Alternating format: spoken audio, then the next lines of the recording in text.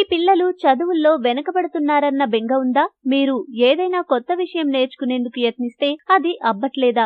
ఏం పర్లేదు, మీరు తినే ఆహారంలో దాల్చిన చెక్కను వేసుకోండి. ఇక అంతే, మీరు జీనియస్ అయిపోతారు. ఈ విషయం మేమంటుంది కాదు, సాక్షాత్తు ఓ యూనివర్సిటీ పరిశోధనలో వెల్లడైంది. మామూలుగానే దాల్చిన చెక్కలో ఔషధ గుణాలు అన్ని ఇన్ని కావు. ఇప్పుడు వెల్లడైన సీక్రెట్ ఏంటంటే, కొత్తగా ఏదైనా నేర్చుకునే వారికి ఆ పనిని సులభతరం చేసే మరో సుగుణం కూడా ఇందులోనే ఉందట. అమెరికాలోని రుష్ విశ్వవిద్యాలయ వైద్య కేంద్రానికి చెందిన నాడీ విభాగ శాస్త్రవేత్తలు దాల్చిన చెక్కలోని ఔషధ గుణాలపై ఇటీవల పరిశోధన సాగించారు. పంచేంద్రియాల ద్వారా గ్రహించే సమాచారాన్ని మెదడులోని హిపోకమస్ అనే భాగం క్రమబద్ధీకరించి నిక్షిప్తం చేస్తుంది. హిపోకమస్ లోని సిఆర్ఈబి అనే మాంసకృతుల వల్లే ఇది సాధ్యమవుతుంది. ఇవి ఎక్కువ సంఖ్యలో ఉండేవారిలో సమాచార సేకరణ, జ్ఞాపక శక్తి అద్భుతంగా ఉంటాయి. తక్కువ సంఖ్యలో ఉంటే ఎంత చదివినా ఓ పట్టాన బుర్రకెక్కదు. దీనికి తోడు ఆల్ఫా 5 అనబడే మాంసకృతులు ఎక్కువైనా హిపోకమస్ పనితీరు మందగిస్తుందని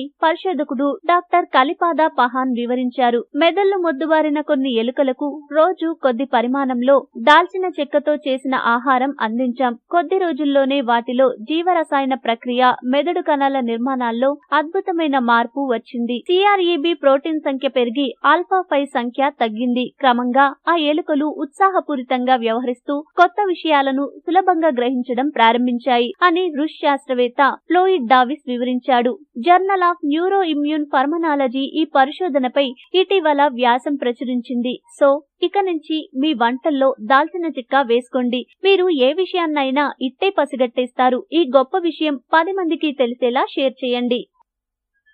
మీకు ఈ వీడియో నచ్చితే లైక్ చేయండి, మీ ఫ్రెండ్స్ తో షేర్ చేసుకోండి, కానీ సబ్స్క్రైబ్ చేయడం మాత్రం మర్చిపోకండి. Thanks for watching.